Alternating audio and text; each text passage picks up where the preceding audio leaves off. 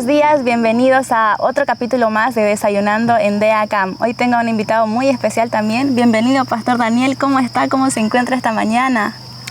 Gracias, Dalma. Para mí un privilegio estar aquí. Un saludo especial a todos los campamentistas. Y es la tercera vez que estoy en este campamento. Una bendición y agradecido con Dios y mucho más de tener este precioso tiempo para compartir contigo, Dalma, y todo el equipo de DEACAM y quienes van a ver este precioso recurso que vamos a poder grabar y compartir acá.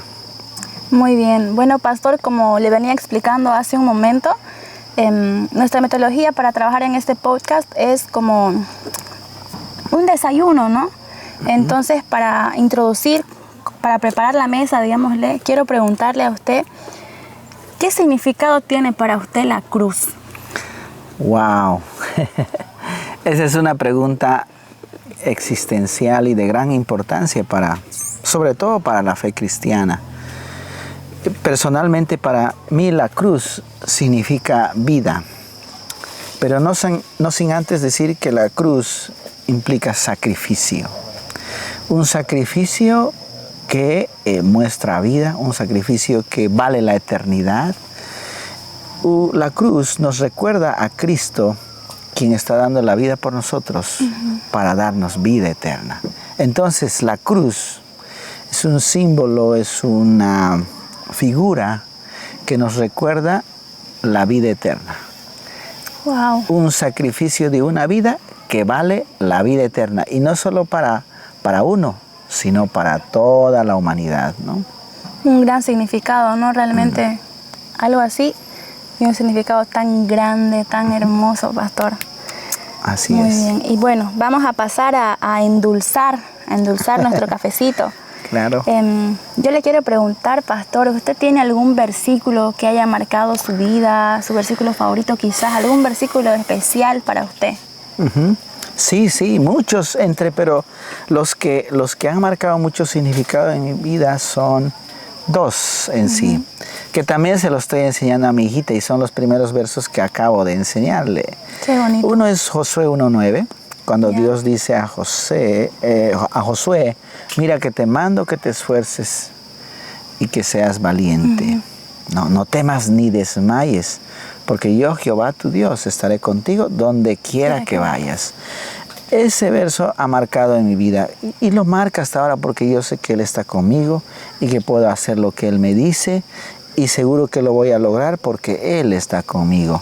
Sí. Y el verso que complemento ahí es todo lo puedo en Cristo que me fortalece. Qué hermoso, Pastor. Y precisamente hablando de ese versículo, le cuento que muchos dicen, ese versículo lo conocen todos, ¿no? Pero realmente tiene un significado muy poderoso. Así es. A mí me encanta ese versículo desde que soy pequeña y hasta ahorita siempre lo recuerdo y cuando me encuentro quizás en algún momento de dificultad o siento que no puedo con algo, me acuerdo de eso. Muy aparte que mi padre siempre me ha dicho que yo puedo con todo. A veces cuando yo siento que algo es más grande que yo, mi papá, no, hija, yo sé que tú puedes. Y eso me anima. Entonces mi Padre terrenal y mi Padre celestial saben que yo puedo. Entonces eso, todo lo puedo en Cristo que me fortalece, siempre viene a mi mente cuando yo pienso que quizás no puedo lograr algo o algo me supera. Entonces digo, no, yo puedo. Si el Señor me dice que yo puedo, ¿quién soy yo para decir que no? ¿Verdad? Así es. Qué precioso. Porque cuando tú confías en alguien que es un ser superior y que todo lo puede, no es que lo podemos nosotros en nuestra fuerza, en mí, en lo que soy o los títulos que tengo, etcétera, sino es en Cristo. Sí. Y por tanto, todo aquel que tiene a Cristo, no importa la posición que ocupe o los cargos que tenga, etcétera, puede hacer muchas cosas buenas, lo que Dios dispone que hagamos. Entonces, ese verso es Sí. Resume muchas cosas de la palabra. Es más, resume el libro de Filipenses, la carta de Filipenses que el apóstol Pablo escribió. Entonces a mí me emociona cada vez que lo repito. Mientras voy al kinder con mi hijita, su tarea es repetir textos mientras lo llevo a su kinder. Y ese es uno de los textos que repite primero cada vez que empezamos a encender el auto y arrancar e irnos al kinder. Qué bonita Sí. tarea, pastor, muy lindo. Bueno, antes de pasar a nuestro plato fuerte, que en este caso va a ser un caso que le vamos a presentar, que hemos preparado con el equipo, quiero pedirle, pastor, si nos puede ayudar con una oración para que este caso pueda ser de bendición para los jóvenes que lo van a escuchar también. Claro que sí. Oramos. Ya. Gracias, Señor, por este privilegio que nos das de poder tener este tiempo tan especial en que podemos acercarnos a ti y poder, Padre, conversar de temas tan importantes que van a bendecir nuestras vidas y la vida de quienes nos escuchan, Padre. Quiero darte las gracias por el equipo de DEACAM, por el equipo de comunicaciones y aquí por Dalma, que tan gentilmente, Señor, está compartiendo las preguntas y el guión para poder conversar hoy. Gracias, Padre. Pero sobre todo te damos gracias por este tiempo precioso que nos regalas junto a la cruz. Esa cruz que simboliza, Señor, a tu Hijo Cristo, el sacrificio de Él para darnos la vida eterna a todos quienes amamos y creemos y hemos aceptado a Él como nuestro único Salvador personal, y que deseamos también que lo hagan todos los seres humanos en este mundo, así como lo hemos hecho nosotros que estamos sentados aquí en esta mesa. Gracias, Padre. En el nombre de Jesús es nuestra oración. Amén. Amén. Bueno, pastor, como le decía, tenemos un caso, ¿no? Esta joven se va a llamar Lupita, ¿ya? Lupita es una chica que ha empezado a asistir a la iglesia, pero resulta que ella proviene de una familia que no asiste a la iglesia, una familia católica. Ella ha sido bautizada en la iglesia católica, sus padres asisten a la iglesia católica. Y al principio, cuando ella quería ir a la iglesia, sus padres no resultaba ningún problema para ellos, ¿no? Ella podía asistir, pero ya sus papás empezaron a ver que había algo más que el solo ir quizás a un culto de jóvenes o a un culto, sino que ella realmente estaba empezando a sentir al Señor en ella, ¿no? A querer asistir, querer formar parte de la iglesia, de esta congregación a la que ella asiste. Entonces sus papás como que ya empiezan a ponerle trabas a que ella pueda juntarse con otros jóvenes de la iglesia. Ella le dicen, ¿cómo puede ser posible que teniendo una familia católica tú quieras asistir a esta iglesia? Estás bautizada. Entonces Lupita no sabe qué hacer, porque claro, tampoco quiere llevarle quizás la contraria a sus papás, y se encuentra en esta situación que ella dice, ¿qué hago? ¿Qué hago? No sé qué hacer. ¿Qué le aconsejaría a usted a Lupita? ¿Qué le podemos decir a Lupita para ayudarla? Wow. Es bastante común en muchos casos el caso de Lupita. ¿Cuántos hoy líderes cristianos que están sirviendo en la iglesia empezaron con un problema como ese, o una dificultad familiar como ese? En la iglesia bautista tuvimos a un gran amigo, un referente líder a nivel nacional e internacional.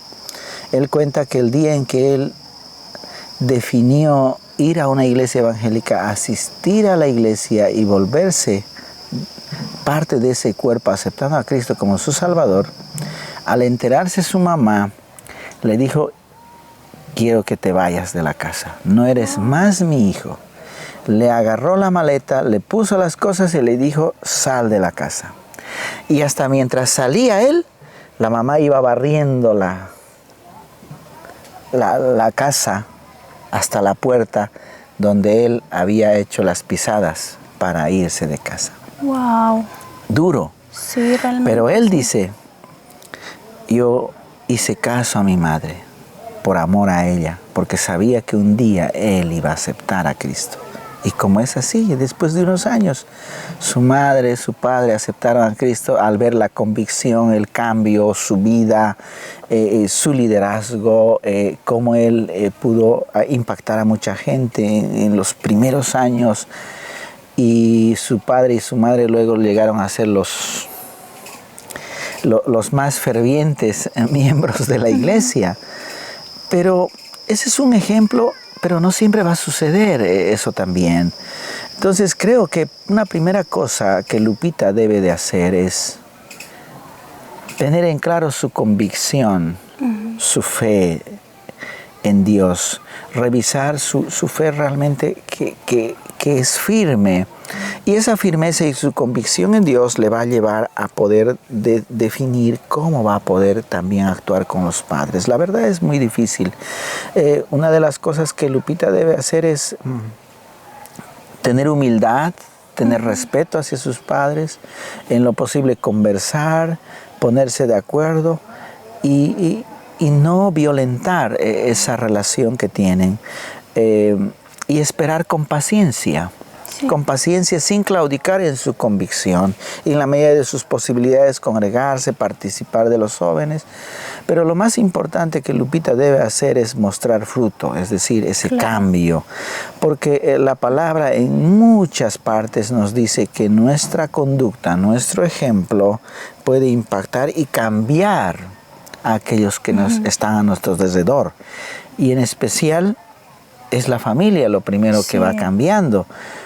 Cuán lindo sería que los papás empezaran, pero a veces son los hijos y se pone más difícil. O muchas veces la madre que acepta y el esposo no, los hijos no, pero la mamá lucha, motiva, anima.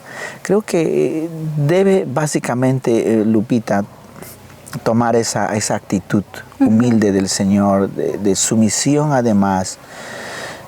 Desde ya, un parámetro para ella debe ser que no puede hacer cosas que no están en la palabra o que la palabra no permita. Eso sería el límite únicamente. Por lo demás, Lupita no debe enfrentarse con sus padres, no debe discutir, no ponerse a pelear por esto. Y por ejemplo, en este caso, si ella dice, papá, mamá, quiero ir al culto de jóvenes, ¿puedo ir? Es algo bueno lo que ella quiere hacer, ¿cierto? ¿Qué hace si sus papás le dicen, no puedes ir? Bueno, lo que recomendaría ahí es no necesariamente pelearse y decir, yo voy, porque ahí mostraría rebeldía. Sí. Porque no necesariamente él va a demostrar que es cristiana y que ama a Dios por ir a una reunión de jóvenes. Sino, creo que poco a poco los padres van a sentir al ver su conducta. Entonces, creo que al menos en las primeras instancias es bueno que ella insista de a poco. Si un día papá y mamá no quieren que vaya, pues está bien. Pero ella que muestre una actitud cristiana y pueda seguir insistiendo las veces que sea necesario. Y Dios va a obrar. Una de las cosas que ella... no solo Lupita, quien esté en este caso, en esta situación, debe doblar rodillas mucho para que Dios obre en el corazón de los padres. A veces eso es lo que menos hacemos, nos molestamos, nos enojamos, nos rebelamos y nos vamos. Esa es una actitud cristiana, pero es lo que dice Dios. Y fallamos, porque dice, a mí no me nadie, yo me voy y claro, listo. Y después muchas veces, ¿a eso vas a la iglesia? Claro, es más problema y estás mostrando una actitud no cristiana. En el caso del pastor que te contaba, él obedeció a mamá, porque la mamá dijo, ándate, vete, aquí está. Hasta barrió los pasos que ella hizo. Pero el hijo estaba obedeciendo lo que dijo mamá en ese momento. En el caso de Lupita, no le están votando, pero le está diciendo no. Entonces ella también tiene que evaluar y obedecer. Y de poco a poco eso será diferente, ¿no? Entonces, hay que tener una actitud paciente en el Señor y de mucha actitud también de oración, de doblar rodillas, porque dice que la oración del justo puede mucho, ¿no? Sí. Y es interesante también ver este lado, ¿no, pastor? Que muchas veces los que hemos crecido en familias cristianas nunca tenemos problemas para eso. Más bien nuestros papás nos motivan a que vayamos. Sí. Y realmente ver un caso como el de Lupita nos hace replantearnos lo privilegiados que somos muchas veces en este caso de, por ejemplo, en mi caso, yo no tengo que pedir permiso para ir a los cultos de jóvenes, a las reuniones en la iglesia, a los cultos de los domingos. Solo, mamá, papá, me voy a la iglesia, estoy yendo a la iglesia. Ni siquiera me preguntan para qué, pero si es a la iglesia, adelante, ¿no? Entonces, realmente debemos ponernos a pensar un momento cuán privilegiados somos de poder ir libremente, que nuestra familia nos apoye, y eso es algo hermoso, ¿no? Aprovechar más bien eso. Sí. Y a veces no lo aprovechamos, Sí. como tú dices, hay tanta juventud que no lo aprovecha. Y la libertad que tenemos hoy en día de congregarnos, de creer en Dios, claro que sí. Sí. ¿Y qué podríamos hacer nosotros quizás como jóvenes para ayudar a Lupita, acompañarla en este proceso que ella le puede tomar, el que sus padres la dejen ir libremente a la iglesia y hacer sus actividades con normalidad, con sus nuevos amigos también, ¿no? ¿Qué podemos hacer nosotros para ayudarla en todo esto? Bueno, yo creo que como 3 cosas. La primera es que oración. Orar por ella, tomarlo en cuenta en nuestros motivos de oración de manera muy adecuada, muy constante, porque eso es lo que nos enseña la palabra. Los cristianos debemos orar los unos por los otros, en especial como casos que son como Lupita.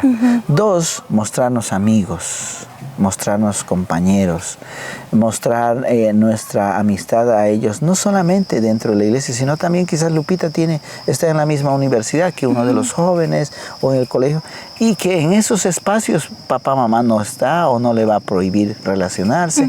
Entonces ahí tendrían que estar animándola y alentándola a que ella también siempre guarde respeto a sus padres, que no se preocupe porque a veces no puede venir a la iglesia por esta situación, pero que habrá el momento. Entonces creo que hay que ir viendo alternativas. Por ejemplo, muchos jóvenes o grupos de jóvenes tienen el tema deportivo, por ejemplo. Sí. Y podría ser eso la otra alternativa, por ahí podría empezar también.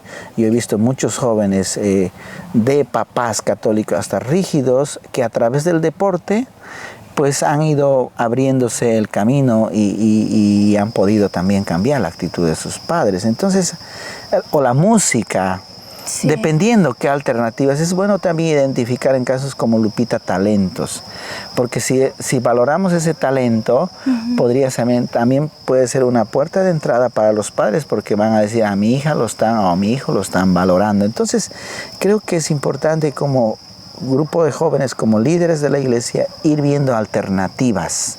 Porque recuerda, Dalma, nuestra fe no se mide por nuestra asistencia necesariamente al culto de jóvenes o al culto de la mañana, etc. Porque muchos pueden asistir allí y no tener la convicción o podemos decir que realmente están haciendo la voluntad de Dios. Pero es una muestra el asistir a la iglesia, al estar en las actividades, de que queremos hacerlo, de que estamos esforzándonos. Pero es una muestra, es una actitud correcta, pero no es la garantía. Entonces tenemos que ver muchas alternativas y no circunscribir solamente a la actividad del servicio que es el culto juvenil u otros servicios.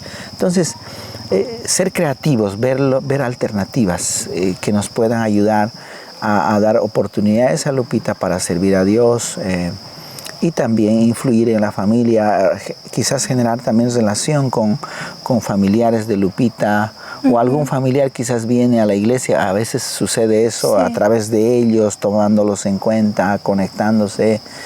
Y bueno, hasta podría ser que que un día en los cumpleaños de los padres la iglesia pueda hacer llegar una tarjeta o un regalo a los padres.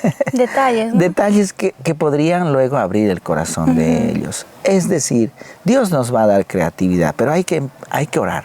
Empezar hay con que la pedir, oración. exacto, eso es clave. Y la relación, desarrollar relación. Tú sabes, las relaciones son la clave en la vida del ser humano. Sí. Dios nos ha hecho un ser relacional. Entonces necesitamos desarrollar relaciones y ser creativos en ese caminar, ¿no? Bien. Y hablando aún de Lupita, le pongo en este caso también, ella tiene un novio y su novio tampoco asiste a la iglesia. Y al inicio, cuando Lupita empezaba a asistir, él no le decía nada, ¿no? Como que, claro, que vaya, no le puedo decir que no. Pero llega un punto en el que Lupita empieza a darle preferencia a la iglesia que a su novio. Y entonces él siente como que le están robando quizás su espacio, su tiempo. Y le dice, no, que tú prefieres ir a la iglesia que salir conmigo, que ya no sales conmigo y te vas más con la iglesia, con tus amigos de la iglesia. Y claro, Lupita lo ama, pero también ama asistir a la iglesia y ama todo lo que está descubriendo con el Señor, ¿no? Y ella se encuentra en una encrucijada que no sabe qué hacer, no sabe qué decirle al novio, no sabe si ir a la iglesia, y está así, ¿no? Entre duda y duda. ¿Qué le podemos decir a Lupita? ¿Cómo le podemos aconsejar? ¿Qué podría hacer ella en este caso? Interesante. De hecho, me imagino Lupita ha empezado a noviar después de ir a la iglesia. Antes, porque ella ya tenía su novio y bueno, se va. Excelente. El tema en ese caso es, creo que es importante que Lupita entienda las prioridades. Sí. Las prioridades. La Biblia nos enseña, según los 2 mandamientos que Dios ha establecido, es que amar a Dios con todas tus fuerzas, con toda tu alma, con toda tu mente, con todo tu corazón, y a tu prójimo como a ti mismo. El prójimo estaría en segundo lugar después de Dios. Sí. Hay un orden también ahí. Y yo debo amar a Dios. Y después de Dios, mi más próximo para mí es mi esposa, porque yo estoy casado. Ella es mi más próximo. Después de ella vienen los hijos, etc. En ese orden, en ese principio de orden, Lupita tiene que priorizar su relación con Dios. Esa relación con Dios que tenga Lupita va a poder también ayudarle a ser creativa en su relación con el joven. Aquí el tema es que él no es cristiano. Así es. Entonces va a ser difícil y complicado. Y eso implica, si realmente Lupita ama, pues tiene que tener paciencia. 2, orar principalmente por él, para que realmente se convierta, el Señor lo traiga a sus pies y Lupita pueda también trabajar en esa perspectiva. Pero algo que debe ver Lupita es que estar convencida si realmente ese muchacho es para él, o que realmente si se va a convertir o no. El gran problema es que muchos muchachos, en muchos casos se convierten solo para poder estar con alguien, claro, y luego dejan de seguir a Dios. Entonces, es un caso muy especial que debemos darle mucha atención. Implica que si fuéramos drásticos, diríamos que Lupita termine con él, porque es yugo desigual, claro, que es una persona que no va a dar. Pero si ya están en una relación, porque otra cosa sería que no estuviera, pero en este caso está en una relación, y es ahí donde conoce Lupita. La palabra de Dios enseña para los casados, pero podemos inferir eso. Dice que, por ejemplo, que no se separe, más bien con su conducta casta, con su conducta que es especial, pura, pueda convertir a su marido para que sea parte del cuerpo de Cristo. Ese es el consejo que se da en el caso de los casados. Aquí no están casados, pero podemos tomar ese ejemplo que con su conducta, con su actitud, Lupita pueda ganarlo para el Señor, pero probablemente no pueda darse y no sea para Lupita. Entonces Lupita no tiene que insistir, porque para ella debe ser lo primero Dios. Es decir, no puede reemplazar por el amor, es decir, el amor de ese muchacho al amor de Dios. Lo que sí puede hacer es compartir el amor de Dios hacia él, sí es otra cosa, ¿no? Entonces, creo que recomendaría o animaría a hacer, tomar esa actitud, ¿no? Y a la par, si Lupita es parte del ministerio juvenil y demás, es que podamos ayudarlo y orientarlo. Personas como Lupita necesitan acompañamiento, necesitan mentoría. Es lo que menos practicamos muchas veces, no dejarlo solo, no se lo deja solo. Tiene que haber una mentoría, una asesoría, un acompañamiento espiritual para ver estas cosas que justo estoy describiendo y orientar a Lupita. Es más, sería bueno que a veces lo dejamos sola, el líder, reunirse con ese muchacho, ver sus expectativas, animarlo, relacionarnos y así ayudar a Lupita a ganar, porque mientras más apoyo tenga, mejor. Y no ser solo Lupita. Ella sola. Sola, luchando ahí, es más difícil. Y la carga es, dice la palabra, que compartan las cargas los unos a los otros para ayudarse a llevar esas cargas. Y es más ligera. Sí, y realmente uno lo siente, ¿no? Cuando comparte este tipo de cosas, uno siente que se aligera eso y siente que puede, que tiene más fuerza. Respaldo, te da seguridad. Es más, ella misma con todo ese respaldo dice, en el consejo de muchos está la sabiduría. Le va a poder ayudar a tomar buenas decisiones para que siga o no siga también. Pero necesitamos acompañar, ¿no? Necesitamos caminar junto a ella. Y eso implica madurez espiritual del equipo, del liderazgo. Creo que necesitamos trabajar mucho en eso y no dejar solos a nuestros jóvenes a resolver sus problemas, ¿no? Bueno, esperamos que este caso, lo que hemos estado comentando, pueda ayudarles a todas las Lupitas y quizás los Lupitos que nos están viendo, que están viendo esto. Si tienen alguna duda, ya saben, pueden escribir en los comentarios, mandarnos un mensaje.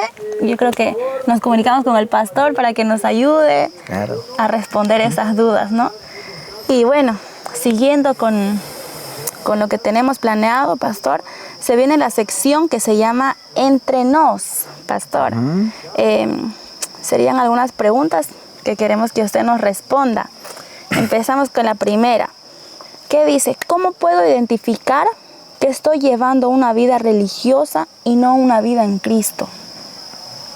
Wow, esa es una pregunta muy, muy importante hoy sobre todo. Partamos del concepto de religión. Religión básicamente se conceptualiza como el conjunto de normas morales, culturales, etcétera, que hacen de una creencia, de una fe en algo, ¿no? Entonces, religión. Ahora, si es eso religión, religiosidad sería como que creer, hacer ese conjunto de normas, ritos, creencias culturales, etc. Entonces, ahí no hay una persona, no hay un ser, sino es un conjunto de cosas, la religión, que hacen a la religión. Entonces, si hago eso, ahí me constituye un religioso, o practico la religiosidad, es decir, yo amo las reglas, las leyes, las normas, las cumplo y vivo moralmente. Eso sería la religión y la religiosidad. Entonces, religiosidad, práctica de esas normas. Ahora, lo contrario a eso, para nosotros la cristiandad es otra cosa. La cristiandad es relación. Porque nosotros no creemos en un conjunto de normas, estructuras, y cuestiones, ritos o culturales que hacen a la religión, sino nosotros creemos en un Dios que es vivo.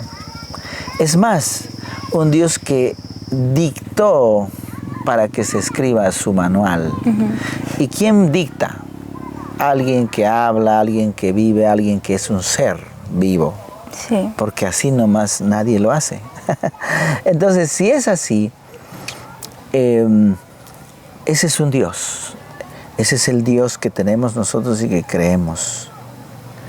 Entonces, ¿cómo puedo diferenciar si yo vivo religiosidad o vivo una relación con Cristo? Una relación con Cristo.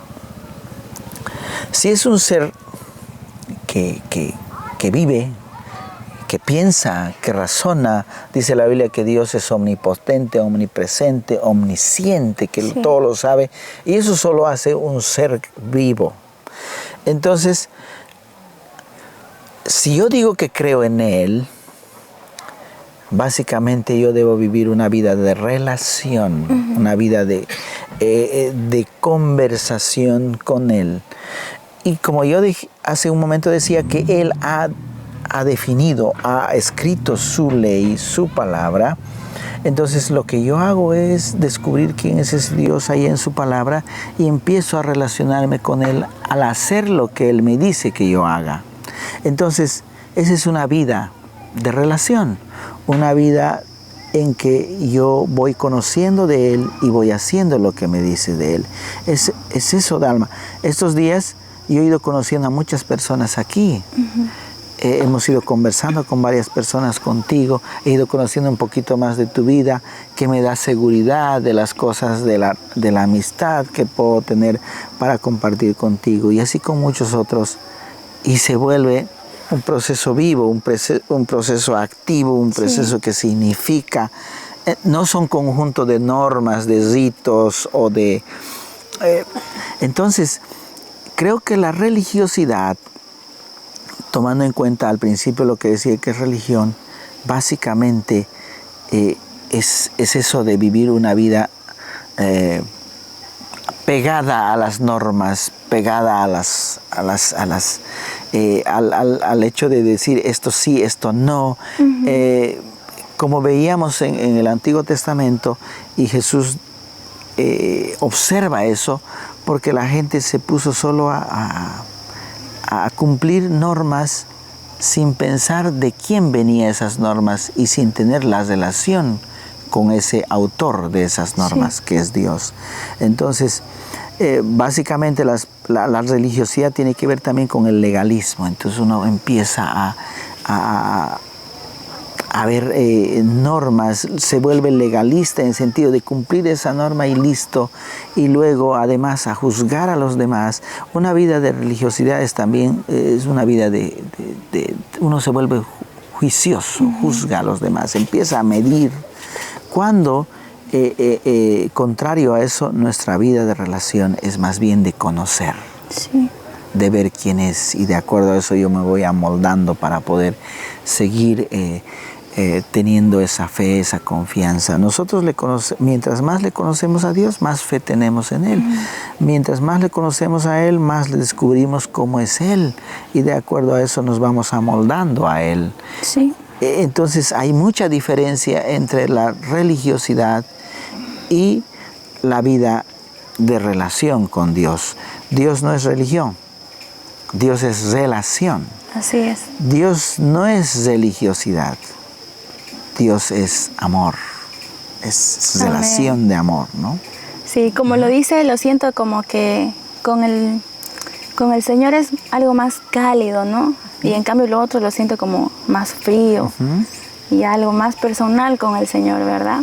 Así es, sí. Así es. Bueno, pasamos a la siguiente pregunta, pastor, que dice así: ¿venir de una familia cristiana me garantiza la salvación? La salvación no se hereda, ¿no? No es como el gen que se da. De hecho, crea el ambiente, sí, las condiciones que ayudan mucho. De hecho, yo nací en una familia cristiana. Mis padres se conocieron en la iglesia cuando tenían alrededor de los 16 años. Y ellos se casaron en la iglesia. Yo nací en una familia cristiana. Pero yo decidí seguir a Cristo a mis 17 años. Acepté a Cristo en una prédica en la iglesia. Porque antes iba porque mis padres me llevaban. Claro. Yo veía que lo que ellos hacían era bueno. Pero tuve que yo decidir y aceptar a Cristo a mis 17 años, luego bautizarme y después de bautizarme por convicción, servirle a Él y hasta ahora. Entonces, sí, la familia cristiana crea las condiciones. Y qué bendición, o sea, qué bendición que uno pueda nacer en una familia cristiana. Sí, así es. Pero no es la garantía y tampoco determina que tú vas a ser cristiano, pero sí favorece. Claro, ayuda. De hecho, es una gran ayuda, es una gran bendición.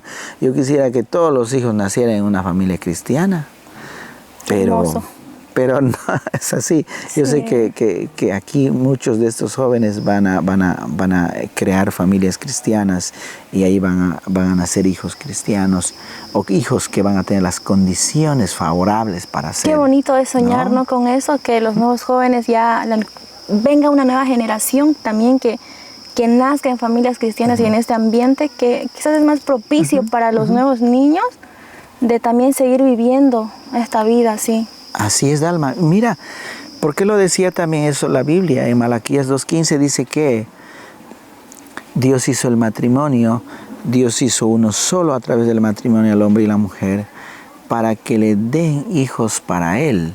Es decir, que a todo hombre y mujer, cuando se unen en matrimonio, Dios espera que los hijos que nacen dentro de ese matrimonio sean discipulados y sean para Él. O como para Él, que los padres puedan criarlos para Él. Eso implica que lleguen a aceptar a Cristo. No está diciendo Dios ahí que ya son cristianos. Dice que los críen como para Él. Y eso implica que los padres deben llevar a sus hijos a los pies de Cristo. Esa es la tarea de los padres. Por tanto, por eso decía que el nacer en una familia cristiana con esas convicciones ayuda y crea las condiciones más favorables para que esos hijos lleguen a los pies. Claro, porque al final Cristo. La decisión es suya, ¿no? La decisión es personal. Así es personal. La decisión debe ser personal. Y eso hay que enseñarlo a los hijos desde un principio también. Sí. Y pastor, ¿alguna vez usted tuvo quizás una época donde vivió la religión? Yo creo que sí. También los primeros años no interesa la posición que ocupas o el lugar donde estás. Depende mucho de tus convicciones y de conocer a Dios, ¿no? Hay momentos en la vida, al principio del ministerio, yo creo que era un poco religioso porque era un poco legalista.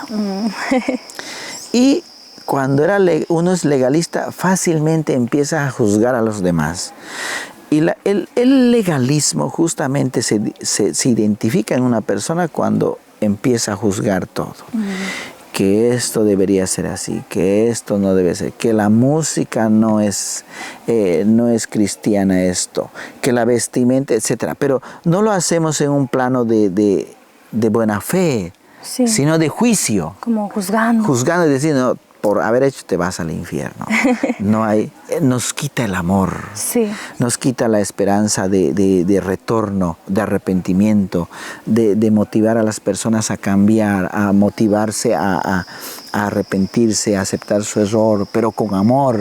Entonces uno se vuelve legalista y empieza a medir las cosas. Y muchas veces eso hace que las personas quizás que no lo ven desde nuestro mismo punto de vista decidan alejarse, ¿no? Porque se sienten juzgados por cualquier cosa que hacen. Y perdemos mucha gente. Si uno es como líder así, en la iglesia pierde gente, la gente se va.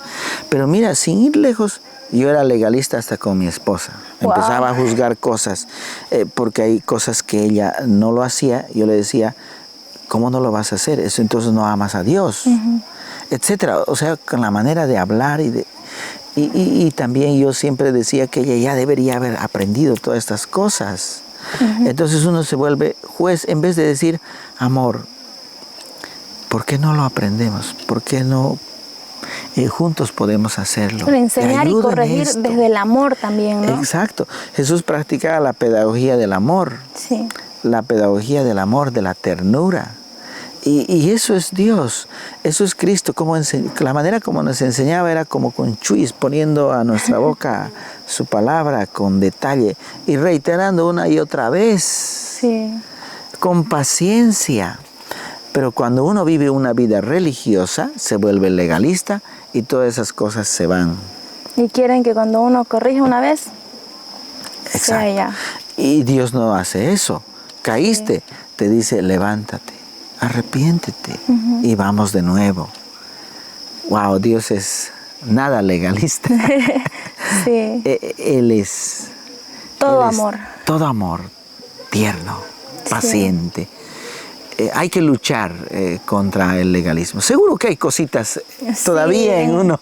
En el fondo, que en cierta forma seguimos así también, ¿no? Tenemos algo todavía. Por ejemplo, yo tengo una hijita y no quisiera ser un legalista con ella, sino instruirle en la disciplina del Señor, que es la palabra, con esa actitud de amor, de un tierno corazón, ¿no? Sí.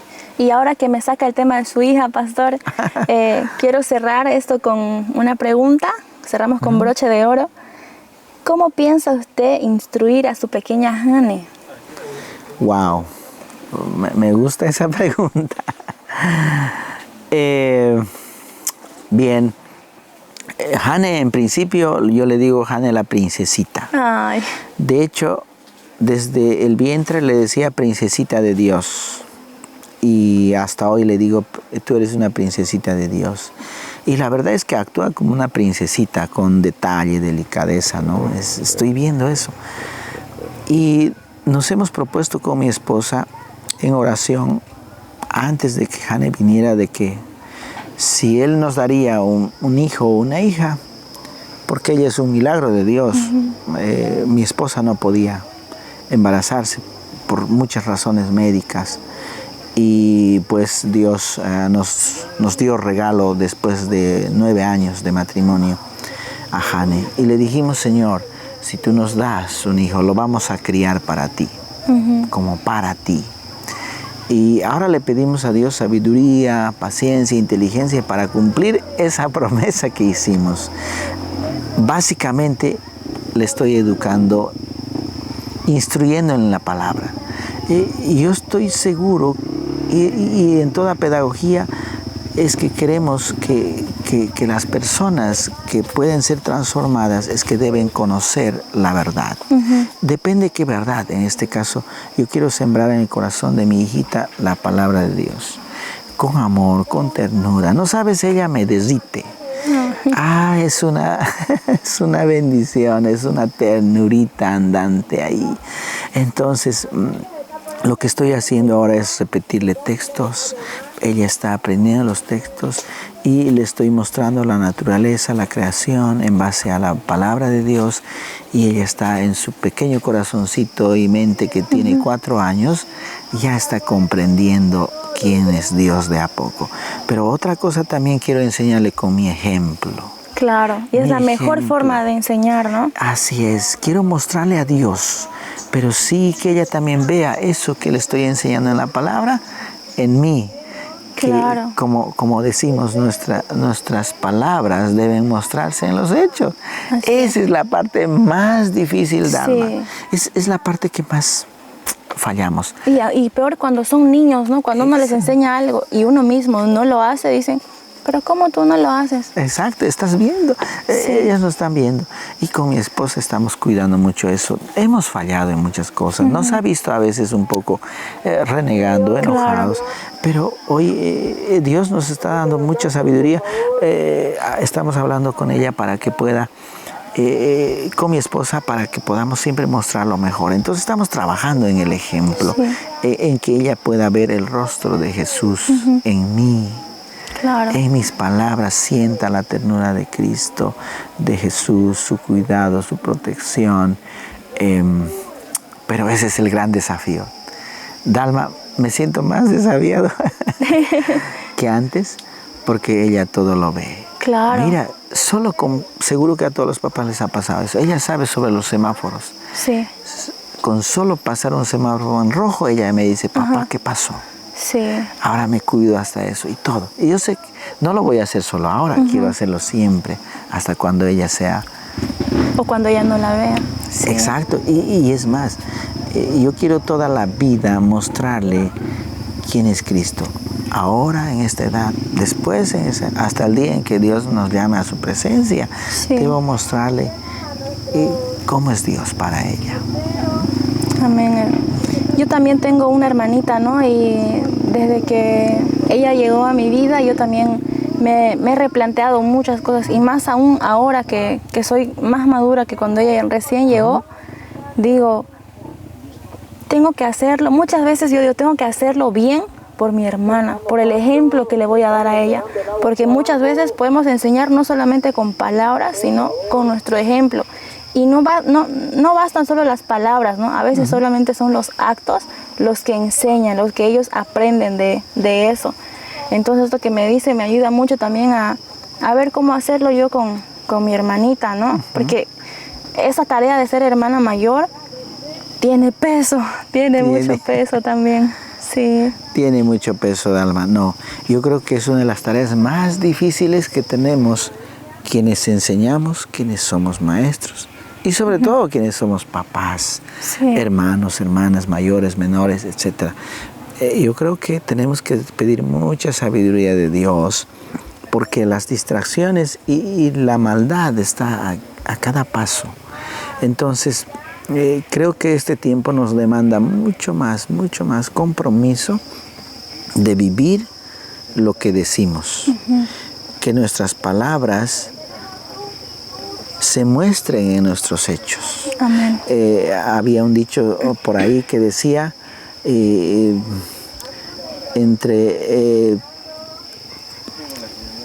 el dicho y el hecho debe haber un corto trecho. Sí. Mejor nada de trecho. Pero bueno, es un desafío, solo Dios nos puede ayudar en este caso, ¿no? Humanamente es complicado. Así es. Bueno, Pastor, muchas gracias por acompañarnos en este capítulo de Desayunando en Dea Camp. Esperamos pronto volver a tenerlo también con nosotros, que pueda visitarnos nuevamente. Así que de esta manera nos despedimos de todos. Muchas gracias por ver este nuevo capítulo. ¡Nos vemos!